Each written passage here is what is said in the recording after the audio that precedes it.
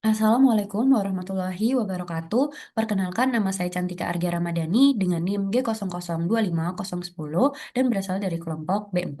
Di sini saya akan menyelesaikan laporan praktikum anatomi 1.2 dan akan membahas anatomi vertebrae, plexus brachialis, dan juga regiofemoralis. Pada laporan praktikum 1, saya akan membahas tentang vertebrae. Saya akan membahas tentang osa, ligamenta, dan juga artikulasionya dari anatomi vertebrae.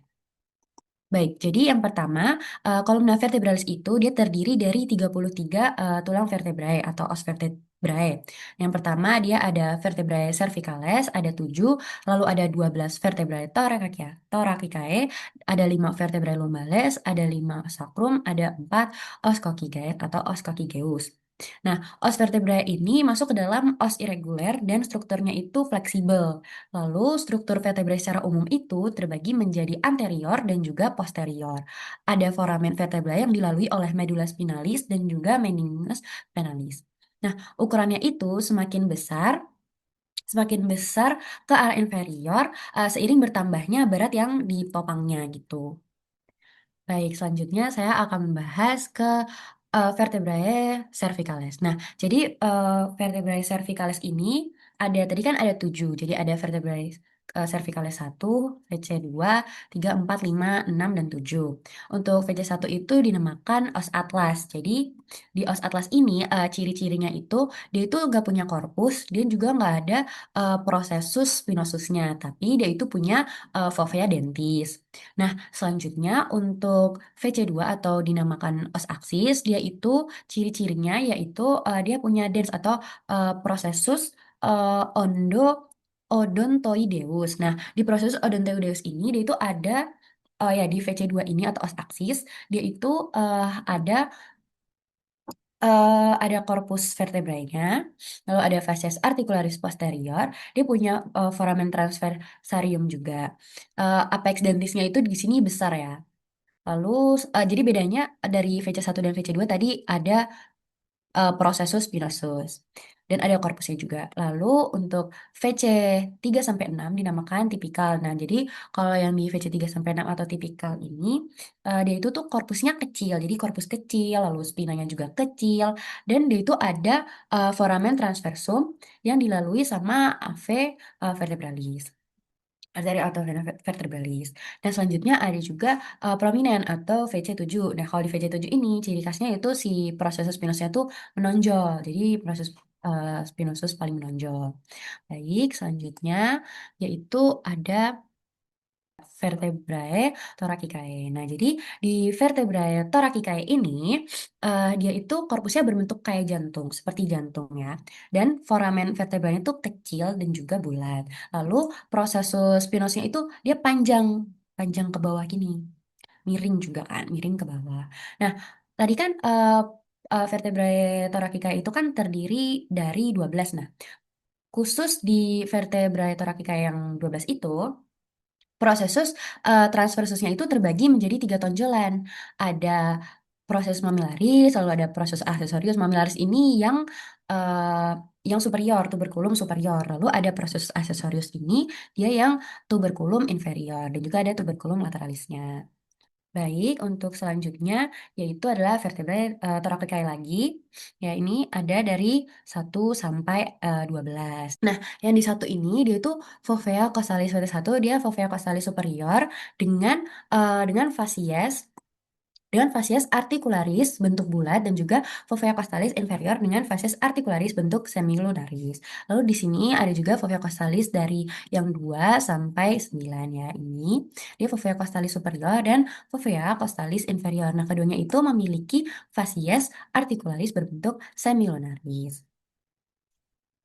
Baik, selanjutnya yaitu adalah fovea costalis yang 10, vertebrae thoracicae 10, dia fovea costalis superior dengan facies articularis berbentuk semilunaris juga. Lalu ada yang 11 dan 12. Kalau yang 12 tadi kan dia khususnya dia punya 3 tonjolan. Jadi ada tuberculum yang superior, inferior, dan juga lateralis. Jadi ada proses mamillarisnya yang superior. Nah, ini. Jadi ada proses mamillarisnya dan juga ada proses aksesorisnya. Baik, selanjutnya yaitu vertebrae lumbalis. Nah, kalau lumbalis ini kan dia ada 5 ya. Ada 5. Dia korpusnya itu besar. Ya, korpusnya besar. Terus dia itu nggak punya foramen transversarium. Nah, itu bedanya. Dan foramina vertebrae itu kayak segitiga gitu. Hmm. Dan pedikusnya itu kuat, laminanya tebal. Nah, khusus di vertebrae lumbal yang 5 ini, dia punya prosesus spinosus kecil. Bagian ventral corpusnya itu lebih rendah dari bagian dorsalnya dan kadang dia tuh melekat ke sakrumnya.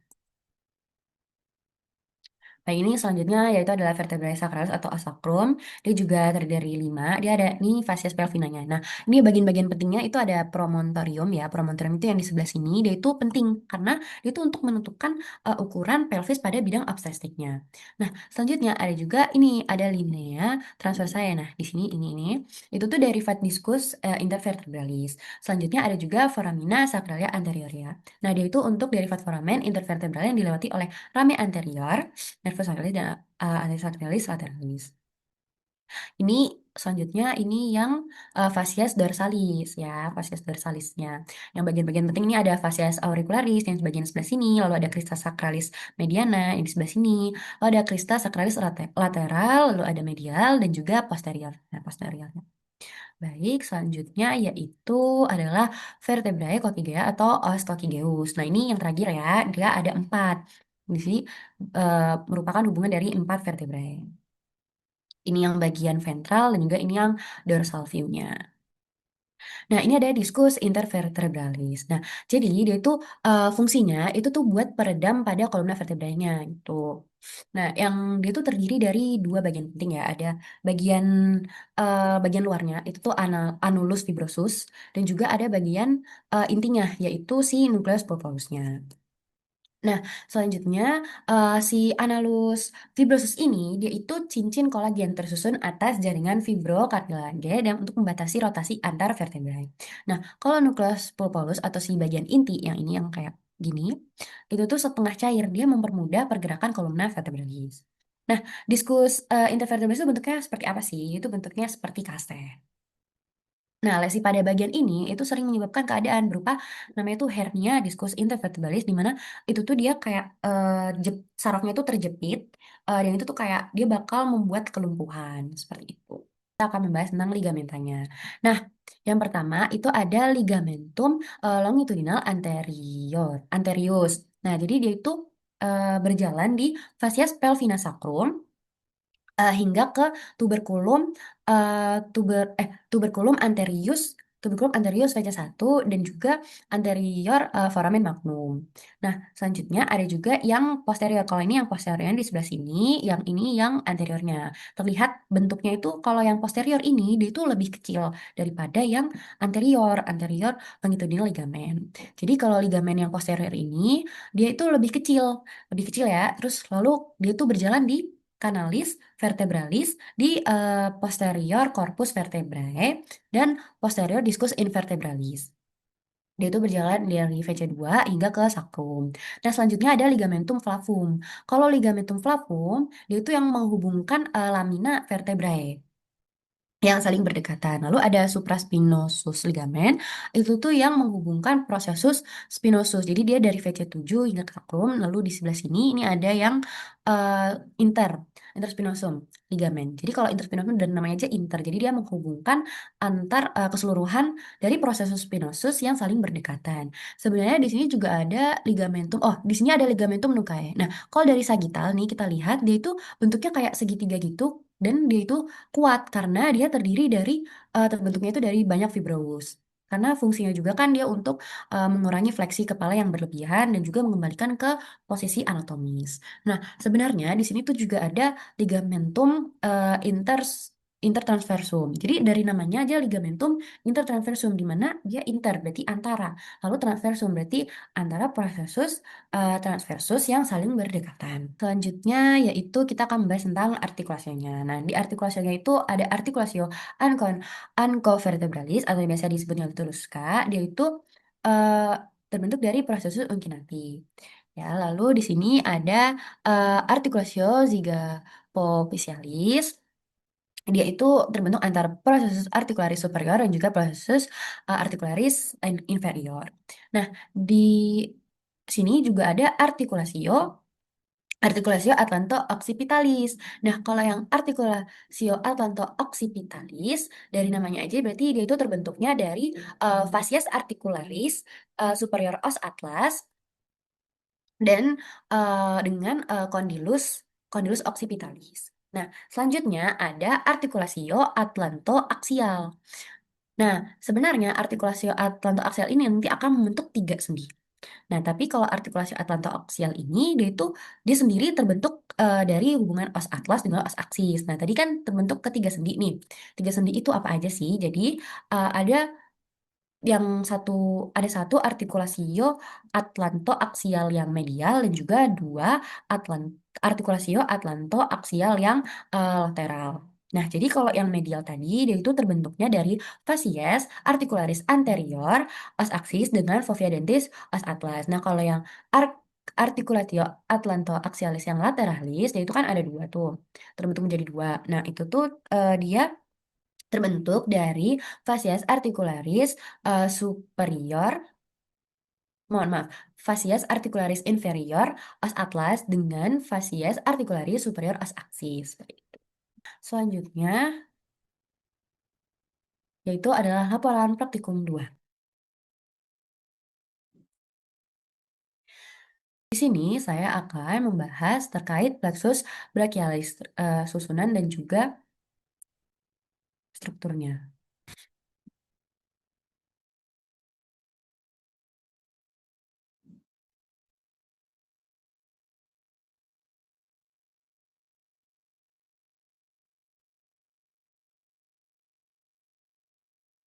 Nah, jadi plexus brachialis ini tuh sangat penting dalam tubuh kita. Lalu si plexus brachialis ini dia itu ada terdiri dari 5 bagian penting. Jadi ada roots atau akar, ya, lalu ada trunks atau batang, lalu ada division atau divisi, cords atau korda, lalu yang terakhir itu dia ada branches-nya.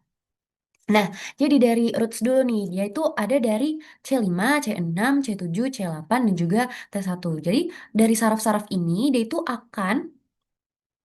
akan keluar dari foramina intervertebralia dan masuk ke daerah leher belakang gitu. Nah, selanjutnya itu ada trunks. Jadi dari si akar-akar tadi, dia itu akan menyatu nih. Yang pertama C5 dan C6. Di sini dia akan menyatu, membentuk si superior trunks. Lalu C7, dia itu akan membentuk middle trunks. Dan C8T1 ini dia akan membentuk inferior trunks. Jadi menyatu. Selanjutnya, dari trunks tadi, dari batang-batang tadi, dia itu akan membentuk divisi. Jadi setiap trunk itu akan terbagi menjadi dua. Ada yang anterior dan juga ada posterior divisi. Nah, jadi totalnya ada 6 divisi, karena ada tiga kan, ada tiga trunks. Lalu dia akan satu trunks ini dia membentuk dua. Jadi totalnya ada 6 divisi. Nah, divisinya itu ada anterior dan ada juga posterior. Sebentar ini.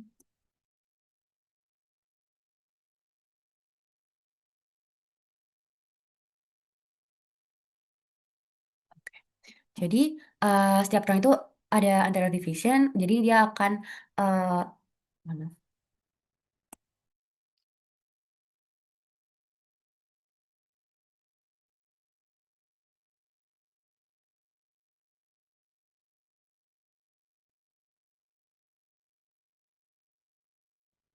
Nah, dia itu akan mempersyarafi area flexor atau ventral ekstremitas atas dan juga ada posterior division yang dia itu akan mempersyarafi area extensor atau dorsal ekstremitas atas. Seperti itu. Lalu ada korda. Jadi dari divisi-divisi tadi, dia itu akan membentuk chords. Ada lateral chord, posterior chord, dan juga ada medial chord. Nah, kalau lateral chord, itu tuh ada anterior division dari superior dan juga ada dari middle trunk. Ya, lalu kalau yang posterior chord, ini dia tuh terbentuk dari semuanya. Nih, dari semuanya. Dari semua posterior divisionnya ya. Ada superior, lalu ada middle, ada juga inferiornya. Lalu ada medial cord. Kalau medial cord ini dia terbentuk dari anterior, anterior division, dan dari inferior trunk. Oke. Selanjutnya yaitu yang terakhir, yang kelima, the branches. Nah, ini jadi terbentuk nervus musculocutaneus. Nah, jadi musculocutaneus itu berasal dari lateral cord, dia akan menyuplai otot anterior lengan atas dan sensorik lateral antebrachii. Lalu juga ada nervus axillaris. Nervus axillaris itu berasal dari posterior cord, dan dia itu akan menyuplai otot deltoid dan teres minor dan juga sensorik regiodeltoidea. Lalu ada nervus radialis, dia berasal dari posterior cord, ya dia akan mensyarafi otot extensor siku pergelangan jari. Lalu ada sensori posterior, dia akan mensyarafi lengan bawah. Lalu ada nervus medianus, dia gabungan dari lateral cord, medial cord, ya dia akan mensyarafi otot flexor, jari juga radial, tenar, sensorik palmar, radial tangan. Lalu yang terakhir ada nervus ulnaris. Nah, nervus ulnaris ini berasal dari medial cord. Jadi dia akan mensyarafi otot ischiastik dan juga sensorik sisi ulnar dari tengah.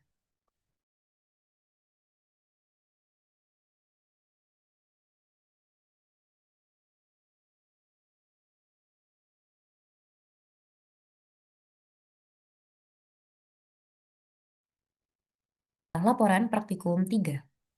Di sini saya akan membahas anatomi regiofemoralis yang terdiri dari osa. Saya akan bahas tentang osa, muskuli, dan juga inervasinya. Osa regiofemoralis ini termasuk os longum atau dinamakan tadi os femur ya. Nah, regiofemur itu terdiri dari epiphysis proximalis, lalu ada diaphisisnya dan juga epiphysis distalis. Nah, kita akan langsung membahas tentang osnya aja. Nah, di bagian sini ini ada caput femoris. Oh ya, ini di bagian ventral sedangkan ini terlihat dari dorsal. Jadi ini ada kolom femorisnya di sebelah sini di sana itu. Lalu ada trochanter mayor, ini trochanter minornya di sini. Nah, yang di panjang ini dia ada corpus femorisnya. Jadi bagian badannya, corpus femoris. Ada epicondylus medialis, tuberculum adductorium, epicondylus lateral. Nah, lalu di sini ada juga fascia patellaris. Nah, yang di bagian dorsal ini bisa lebih terlihat lagi. Ini kaput femorisnya. Di sini ada fovea capitis femoris. Lalu ada crista intertrochantericanya. Ini ada kolum femoris, trochanter minor, trochanter mayor, tuberositas glutea, linea pectinea. Nah, ini di sini, nih yang di bagian sini ini ada labium lateral. Yang ini medial. Nah, ini medial. Dia itu termasuk ke linea aspera.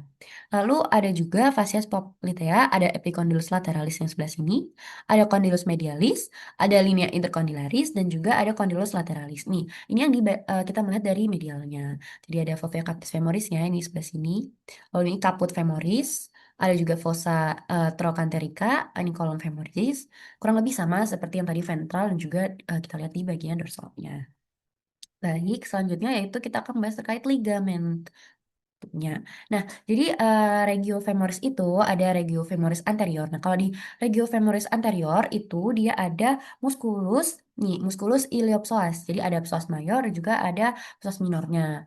Lalu ada juga iliacus. Nah, ini iliacus sebelah sini nih, psoas mayor ini minornya. Nah, selanjutnya untuk inervasinya, kalau si musculus iliacus ini dia diinervasi oleh nervus femoralis, sedangkan kalau yang psoas mayor maupun minor ini diinervasi oleh nah, plexus lumbalis. Di anterior ini, nah ini ya anterior, ini ada yang psoas mayornya, nih psoas mayornya sebelah sini, nih mayor. Lalu di sini ada si minornya. Nah ini ada i lacusnya nih.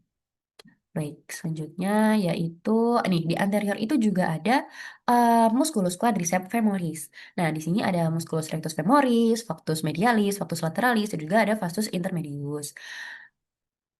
Ada juga musculus sartorius yang sama-sama diinervasi oleh nervus femoralis. Nah, ini di quadriceps femorisnya ada lateral, rectus femoris, juga ada musculus vastus medialis. Nih, sartoriusnya di sebelah sini nih. Sartorius. Sama-sama diinervasi oleh nervus femoralis. Lalu untuk musculus tensor fasciae latae itu diinervasi oleh nervus gluteus superius. Itu nih, tensor fasciae latae. Selanjutnya yaitu ke medial. Jadi yang di regio medial ini dia eh, femoris medial dia ada musculus gracilis ya, musculus gracilis, musculus adductor longus, lalu ada musculus adductor brevis. Nah, dia sama-sama diinervasi oleh nervus obturatorius.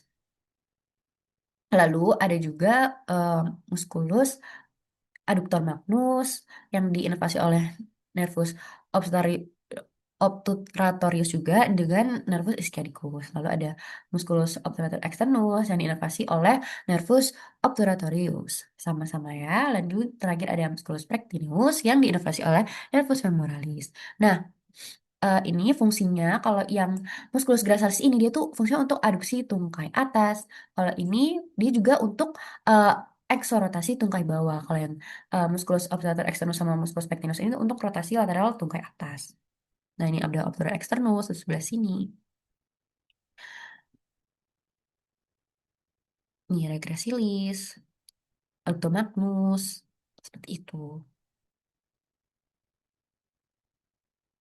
Nah, selanjutnya yaitu bagian posteriornya. Jadi di regio posterior ini dia ada musculus bicep femoris ya. Musculus bicep femoris ini dia itu diinervasi oleh pars tibialis dari nervus ischiadicus dan juga pars peroneus communis dari nervus ischiadicus juga. Lalu ada juga musculus semitendinosus, dia itu diinervasi oleh nervus ischiadicus dan juga ada musculus semimembranosus.